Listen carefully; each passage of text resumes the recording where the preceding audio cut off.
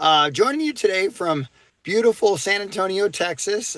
Maybe not quite as warm as Florida, but really appreciate the opportunity to come speak. I know everyone's time is very, very valuable, and hopefully we can pull something from the meeting that we didn't know before we showed up. Thank you, Dr. Schaefer, for always being a huge supporter and advocate. And as the first slide says, I'll just get right into it. This is a unique relationship that we have down here in San Antonio, Texas. STRAC is our facilitator, an offshoot of the Texas Department of Health, Human Services, that really facilitates a regional program whose level of sophistication we're proud of, but truly is a simple thing when you get down to it. Um, every strong program is going to have a few components. One of which, of course, is EMS, and we all want it. We know we need it. There's a few slides, up ahead that show why we need it. Of course, we have to have a reliable blood supplier that we're going to forge a relationship with. You will be very close with your blood supplier. There's no doubt about it.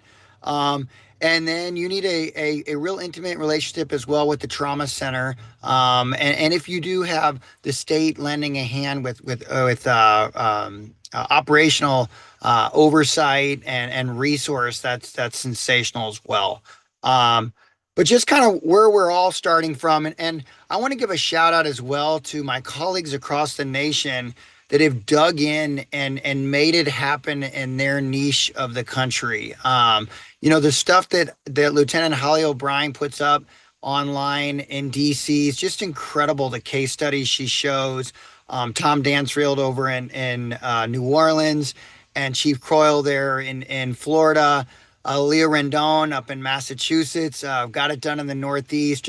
These are just one of many, many folks that I've had an opportunity to meet throughout the country. We've collaborated and tried to get our programs, so they're accepted and this can become practiced throughout the country. But real quickly, just to look at the medicine, I think almost everyone on the call is already a believer, so we're not doing anything too here earth-shattering. But we all know that trauma is the number one cause of death for individuals under 46 years of 46 years of age. Hemorrhage, severe hemorrhage, is one of the leading causes of those traumatic fatalities. So EMS identified a major problem that we had that needed to be addressed, and we did that. The military, as the slide shows, showed us that a lot of data studies, case studies, surgeons, medics told us, hey, people have a great survival rate if you can get them the thing that they need closest to the point of injury. And for years in EMS, we gave saline. We learned maybe that wasn't such a great idea for various medical reasons that we don't really need to go into in this call. But blood was the answer, and whole blood at that. Next slide, Doc. As I'd mentioned, we've got several players here in the Alamo City. We are fortunate to have a lot of retired military here. Dr. Donald Jenkins was the architect of our program, a retired Air Force surgeon that really came up with the idea of getting pre-hospital blood in a civilian setting. And he teamed up with the COO at the time, Elizabeth Waltman of South Texas Blood and Tissue. Together, they enlisted the help of Dr. Leslie Grebon at University Health System. And Colonel Schaefer kind of put the pieces of the puzzle together here in San Antonio, and we were off and running. Next slide. So a little backtrack. Why should we do this? Well, in the past, before blood showed up in some EMS regions throughout the country, we had people that were injured from automobile accidents, maybe a cutting, a shooting, causing severe hemorrhagic shock. Also medical origins. You have people, OBGYN cases and GI bleeds. These people were dying because they were bleeding to death. And in the past, someone had to recognize this situation, contact EMS. EMS was activated, responded, took care of their marches, plugged the holes, did what we could, maybe gave some TXA, got access, and then we rushed off to the hospital. They weren't getting that blood until we reached definitive care, and that was a matter of minutes to hours, depending on the setting of your EMS system. Dr. Schaefer, I appreciate the slide. This slide's been showed so many times over and over, but it really highlights the fact that a lot of minutes are lost between when someone is actually injured or has that hemorrhagic shock and what used to happen before they got blood. We all know once you arrive at the hospital, the blood is not just hanging there and waiting. There is a process to get that blood from where it needs to come within the hospital. Patient needs to get registered, reports given, so forth. So the fact that we could give blood in the pre-hospital setting really just really was best for the patients. Next slide, Doc. So in South Texas, we give whole blood. Ours is low titer, O positive. We use a titer level of less than 256. We're borrowing that. We at South Texas and South Texas Blood and Tissue in the South Texas region, because that's what the military standard is. And as I'd mentioned, Dr. Jenkins was a program architect, so it seemed to fit. Some different blood centers throughout the nation are going to use a different cutoff for titer levels. We don't use O negative, even though we would love to. There's just honestly a supply problem. The demand is bigger than the supply. Only 7% of the donors out in the nation are O negative. And typically that blood in South Texas is reserved for children with some serious hemolytic conditions and cancer patients. Whole blood obviously is composed of RBCs, platelets, and plasma. It may be in your corner of the nation that whole blood may not be available, and that's a complication, that you're going to have to work through. If you can get RBCs, terrific, a great step in the right direction. If platelets or plasma are your only option, then that's better than saline as well. As I said, we're all moving in the right direction. This is the system we have. The blood we use also is non-leukoreduced from South Texas Blood and Tissue, and that allows us to have a 35-day shelf life because the preservative that's used in the bags for non-leukoreduced CPDA1 allows for that 35-day shelf life. I know some blood centers do leukoreduce their blood, which shortens the duration of that blood unit life to 21 days. One thing, just a mention, is platelet function data is shown is probably reduced by a certain percentage. So that's one byproduct of the leukoreduction. But you do get those white blood cells out of there. In our system, South Texas Blood and Tissue will obtain a unit from a donor on day one, and it gets moved out to our EMS systems throughout the region from day 2 through 15 of the life of the blood. During this time, cold chain management is maintained, and temperature readings are distributed to various agencies throughout the region, including South Texas Blood and Tissue, all of our EMS agencies, University Hospital. So every stakeholder in the process has fidelity as to the temperature of those units and where they're at, basically. If EMS uses the blood within the first 15 days of its shelf life, they'll contact South Texas Blood and Tissue and we're resupplied. We've got blood on the trucks again and we're ready to roll. In the event that they don't use it in the first 15 days of its shelf life, it's returned to South Texas Blood and Tissue. As per AABB guidelines, there's an inspection on the blood unit. And then that blood unit is then distributed to our local trauma center, UC University Hospital, for day 18 through 35 of the shelf life of the blood. The system that was created was a collaborative effort by many folks here in the South Texas region, facilitated by STRAC. Executive Director Eric Epley is proud of this system because of the low waste ratio that we're able to maintain, less than 1% at the present time. Next slide. So this is an example of the fidelity that goes on throughout our region. EMS executives and practitioners, as well as the trauma center and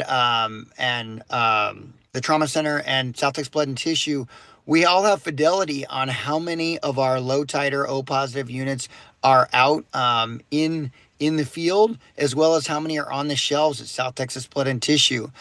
That being said, we can anticipate if there's a large demand or maybe a large disaster, a mass casualty situation, where are we sitting in terms of what's available over at South Texas Blood and Tissue and what's on the horizon in terms of donors and what we're looking like in the future. So we all have a vested interest in making sure the supply and the demand kind of match up.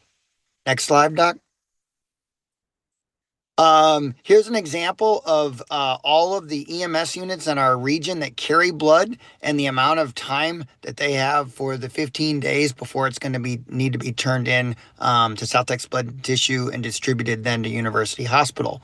The little graph on the left shows the current inventory at University Hospital, so we know how much is on their shelves as well if we were to bring in someone that needs mass transfusion protocol. Next slide, Doc. So this is really the focal point of this conversation.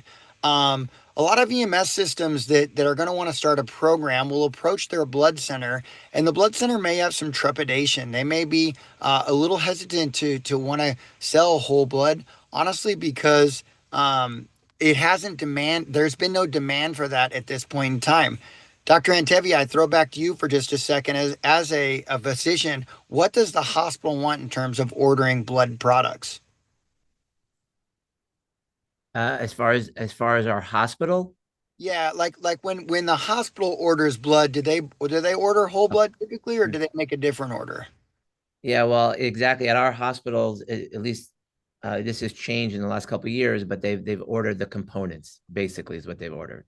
Exactly. So the blood centers are giving the customers what they want. Their customers prior to our arrival were the hospitals and they wanted components. So EMS asking them to have a pretty massive process change along with the business ramifications, financial changes with that is a pretty big lift for the hospital center.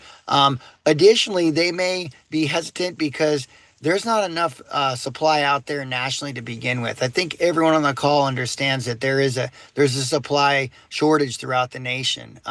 So your blood centers may be a little bit hesitant to want to take on more contracts when it's already difficult to fulfill the ones that they have. Herein lies the answer, or at least what South Texas has done. So South Texas Blood and Tissue instituted a program called Brothers in Arms, where those low-titer O-positive donors were put into a group called the Brothers in Arms, and they received an email upon qualification to the program. You're O-positive, you have low-titer blood. We'd like you to join the Brothers in Arms. Those subsequent donations would then be placed on the ambulances or the air carriers or end up at the trauma center. When they join this program, South Texas Blood and Tissue will send them an email saying, you've joined the program.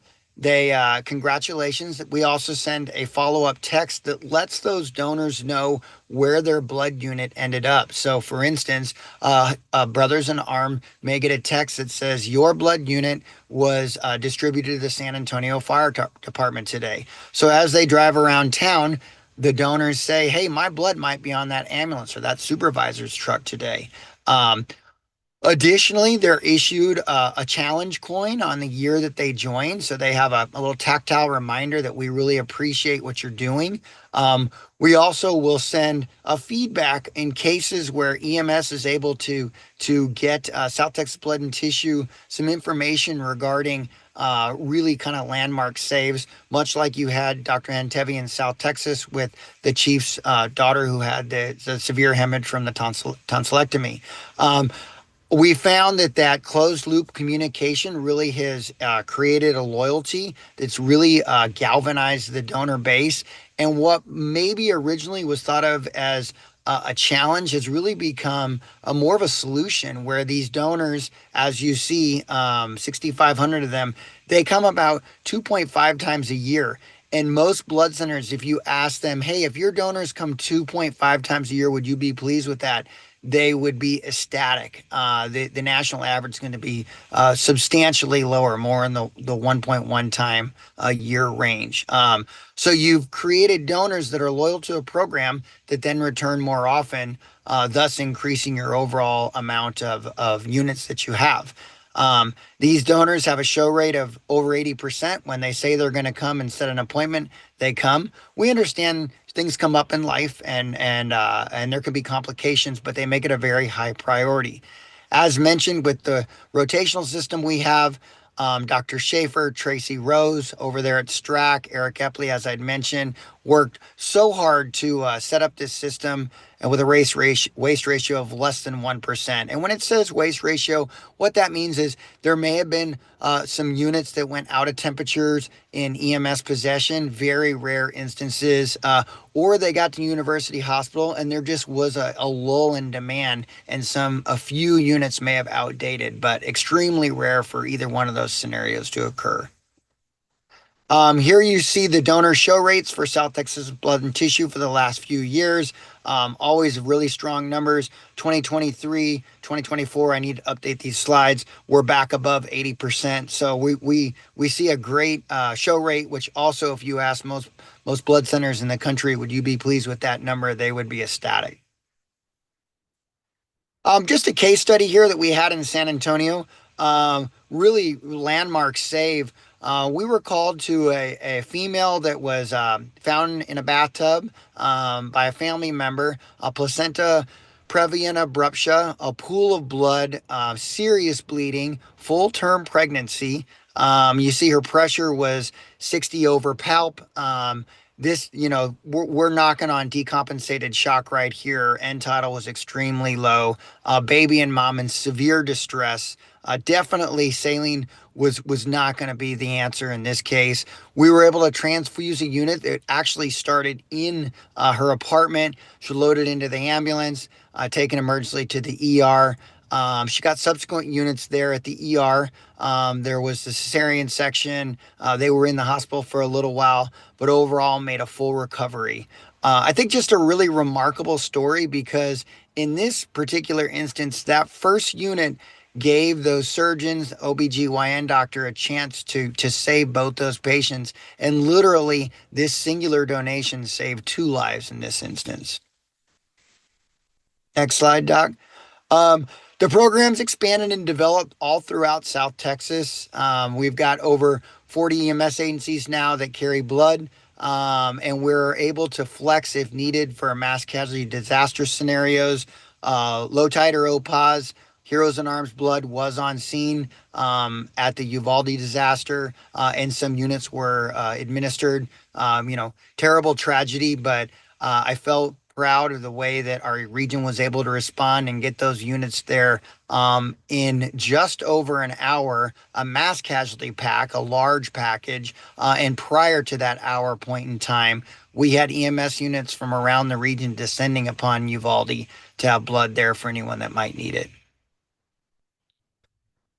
Research and develop is really, really important. Obviously, anybody on this phone call values that.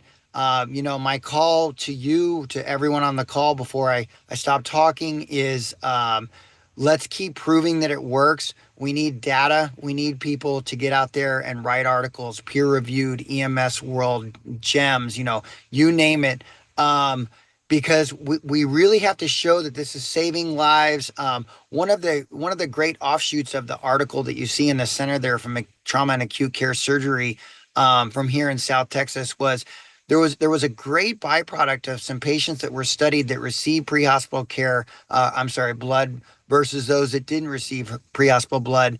And the interesting byproduct was that mass transfusions reduced dramatically for those patients that got blood in the pre-hospital setting. It was a huge cost savings to our trauma center, as well as a net gain for the number of blood units available because of the reduction of those mass transfusions. So great win for the hospital, the blood center. Of course, the patients were saving lives, excellent there. But I advocate for anyone that's interested, read, write, research, go to your local blood center, find out how things work there, ask to look behind the curtain, ask for a tour, ask questions. They're very, very welcoming. I started with South Texas Blood and Tissue because literally I was chasing the breadcrumbs down the trail. I wanted to know where that blood came from. What did it take to get that blood there? in the hands of EMS, and appreciate as an EMS practitioner the amount of work that is done by your trauma surgeons, your medical directors, the blood centers. A whole lot goes into getting that on your rig and treat it as the precious resource that it is. If you have any questions, that's my contact information. I'm just one representative of many folks here in South Texas. We do have something called the National Whole Blood Academy that we do annually. If you want a comprehensive 2-day program on how things really work, I know Chief Charlie Croyle and his crew came from Palm Beach, and they instituted a whole lot of what we discussed at that academy, and now they're up and flying and saving lives, which is just awesome. Wow, Lieutenant Bullock, amazing. And I see Dr. Pepe has unmuted himself. Paul, I know you're going to be heading over to your webinar. Love for you to make some comments, and then I'll move over to some other folks.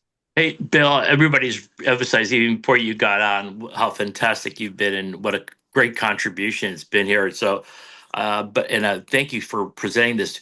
I want, if you don't mind, please emphasize something to our audience here about one is that your coordination with the blood and tissue folks early on was to look for low titer, right? It's specifically create a cadre of low titer folks, right? Number one, and we created that kind of a registry. So just if you could comment on that. Secondly, the commentary is that this has had us beyond the thing about saving blood because you prevented the multiple transfusions later. Is the issue that it actually became a great thing for the blood banks, so to speak, as some people will call them, that they were now, there was this great purpose here as well. And so it helped with blood blood gathering, blood collecting altogether for that community. So it's a positive thing for them. So can you comment on those two issues?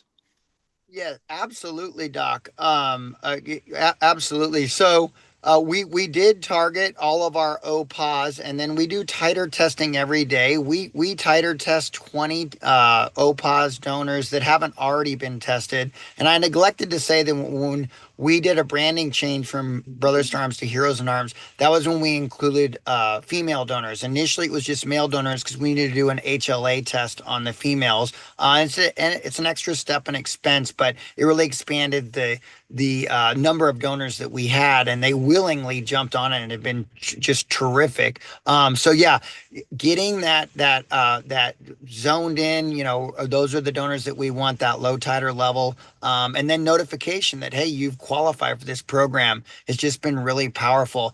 Also harnessing the power of the media in your local area is really significant. That, hey, if Right. our EMS system can do this with our blood center, we are on the bleeding edge, so we say, the tip of the spear. That we're going to save lives that other folks aren't, honestly. So yeah, no doubt. And then the savings on the mass transfusions at the hospital has just been incredible because it's a net gain for the entire blood center.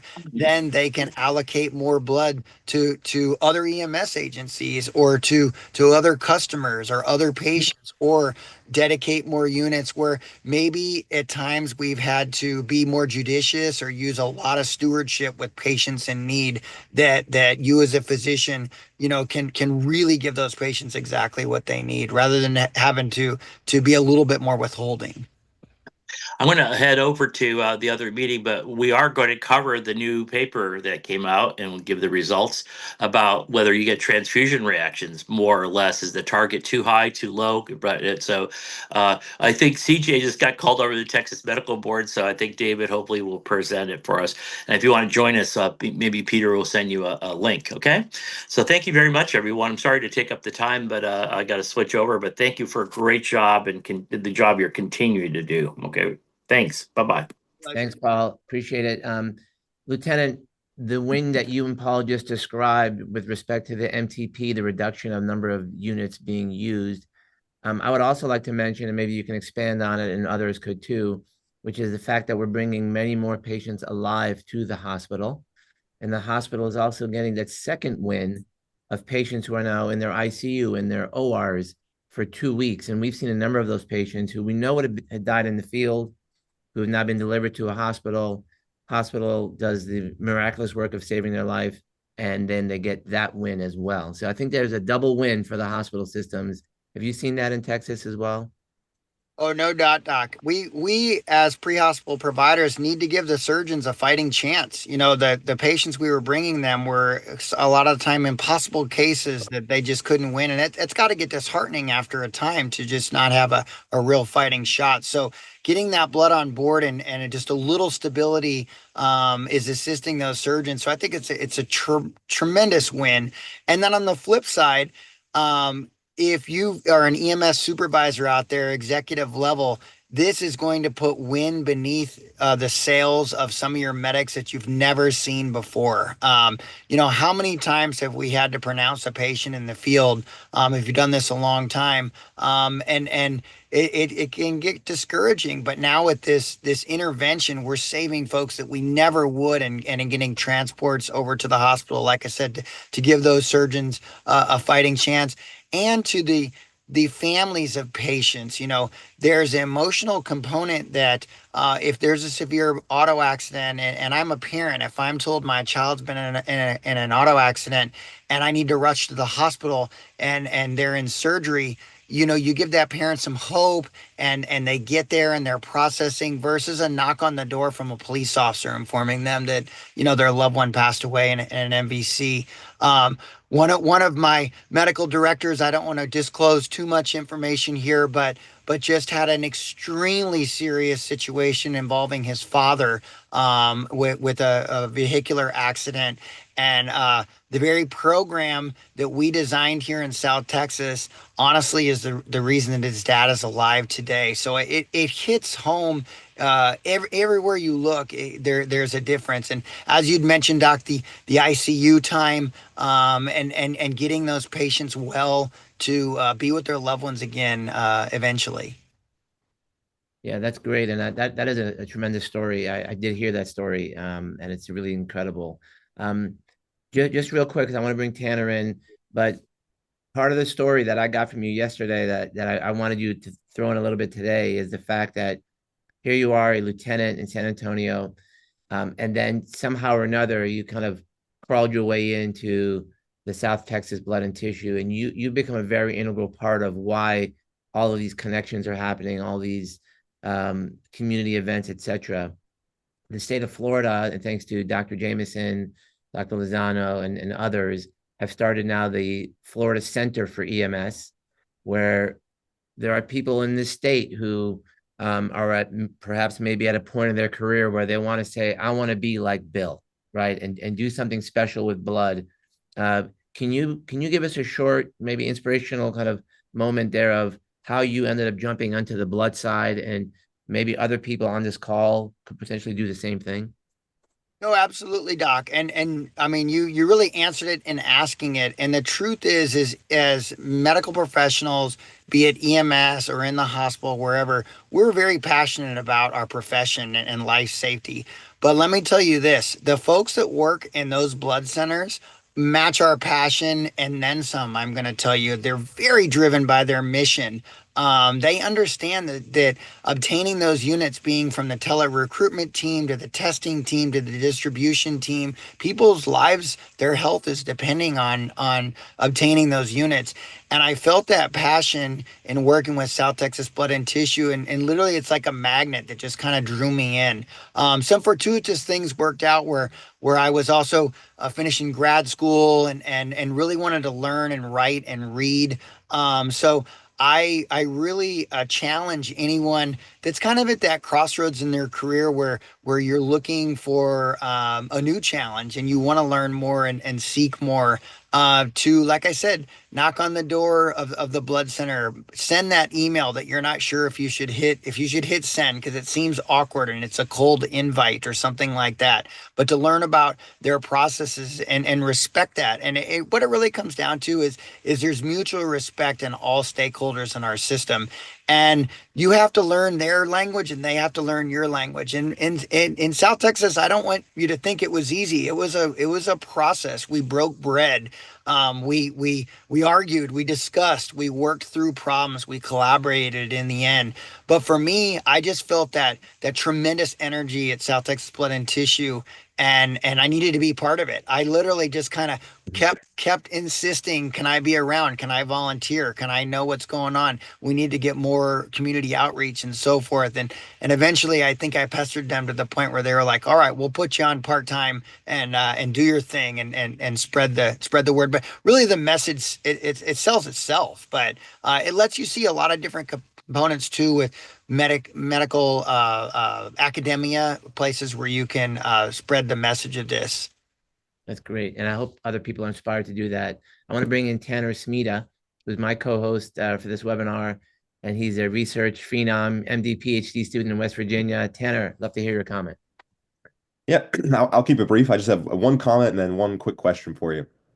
So, the one thing that I really loved about the description of your program in terms of the methodology was the keeping the people engaged by telling them kind of when and where their blood is going to be utilized. In the past year, I actually donated blood for the first time and have started donating. And I know the Red Cross does a similar thing. They have an app. They let you follow your blood throughout processing, and then they tell you the geographic location where it's sent to a receiving facility. And so I think that kind of aspect of keeping donors engaged is kind of a really brilliant point that I think should be replicated by other programs trying to kind of simulate your success. In terms of a question, so you mentioned having the ability within your region to kind of flex these resources in case of mass casualty events. Is there kind of a formalized system in place for doing that, or is there a protocol, or is this something that can just be done in real time by coordinating with agencies that you know to carry this resource? That's a tremendous question. So no, we do have a memorandum of understanding facilitated by STRAC, and two ways that we could either be proactive or reactive. We actually, as a region, will check out mass casualty volumes of blood. We call it an MCI pushback, and we will pre-position those at major events all around the San Antonio region. New Year's Eve, for instance, we had some at the MLK March. So we have units around in case something was to happen. In the event that nothing does, we return those units. It's a full refund. And the great part is it's kind of a non-stressed real-time exercise. So we're developing that muscle memory as a system, as a region, so that if something does come up, we are able to react. If it was a reactionary situation like Uvalde, there is a process in place. Now, I didn't mention we meet regularly once a month minimum as a region, the blood center, the hospital. Dr. Jenkins is the chair, and then the EMS agencies to discuss different nuances of programs, challenges that we've had, things that have come up, good saves, things like that. And in the course of those meetings, we've discussed what we did in Uvalde, and we've had a couple other instances where a large cash has been requested, and South Texas Blood and Tissue has just been a wonderful partner and got it out to us either in our trucks, or you saw the picture with the helicopter. They have a helo pad at their blood center where they can actually air life blood really anywhere in the state. We can get it over to San Antonio International Airport, and we claim that we can get blood anywhere in the state of Texas in 2 hours. And Amarillo is a pretty long way, and El Paso, but we feel we can.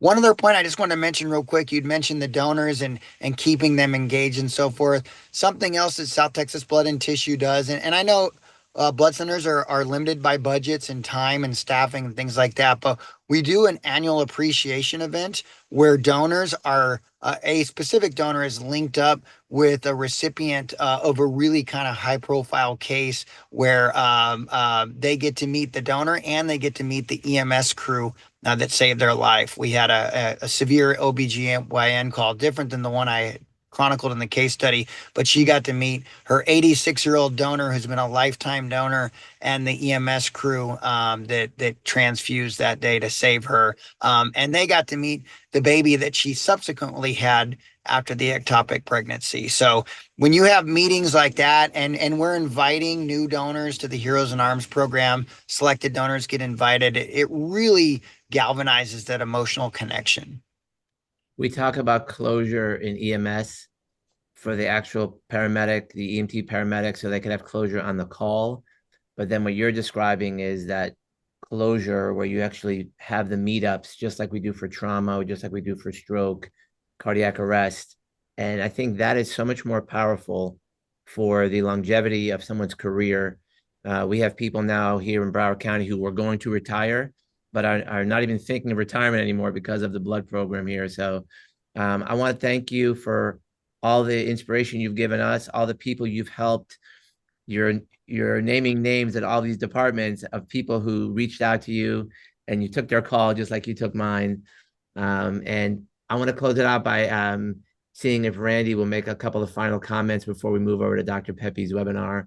And then I see a hand raised. So let's go to John Barry first, and then we're going to go to Randy. Go ahead, John. Hey, thanks, Doc. And hey, Randy, Bill, great to see y'all again. My name is John Barry. I'm a retired Army blood banker and an alumni of both South Texas Blood and Tissue and the South Texas Blood Consortium. So I worked hand in hand with Randy and Bill setting this thing up. And I just wanted to underscore something that Bill already touched on, but it's such a compelling argument to engage both blood centers and hospitals is that it's not just mass transfusions.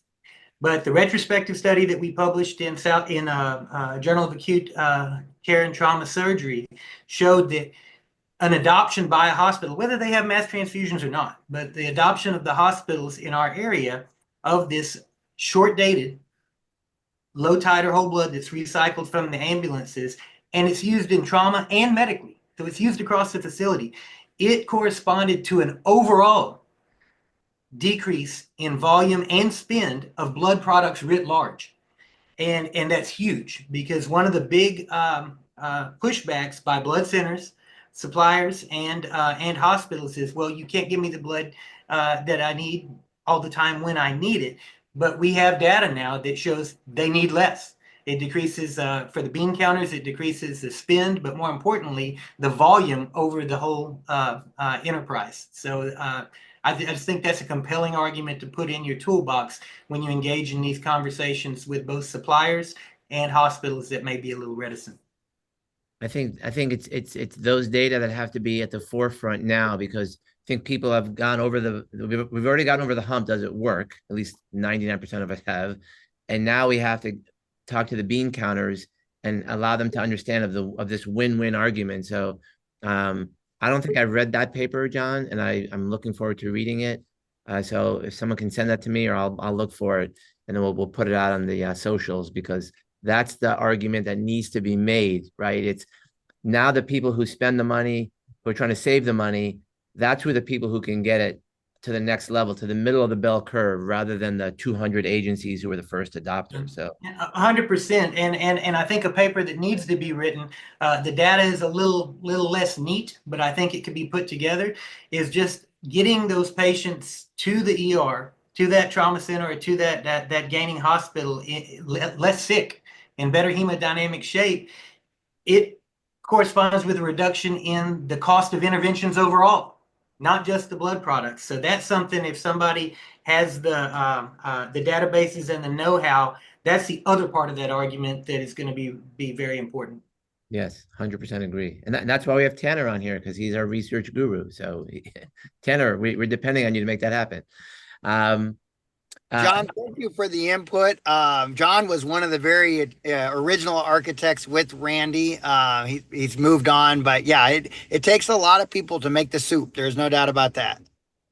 Well, John, thank you for coming on the webinar. It's great to meet you for the first time, and thanks for all the work you've done. And now let's move on and let's close it out with Randy Schaefer. So Randy, you've heard what Lieutenant Bullock had to say today. Any comments or feedback for you as we take it away here? No, just appreciate all the work, and a lot of these programs are set up by lieutenants like Bill, who say, all right, let's roll up our sleeves and get it done. And he's been a fantastic partner, and I look forward to working with him more to help roll out programs across the country.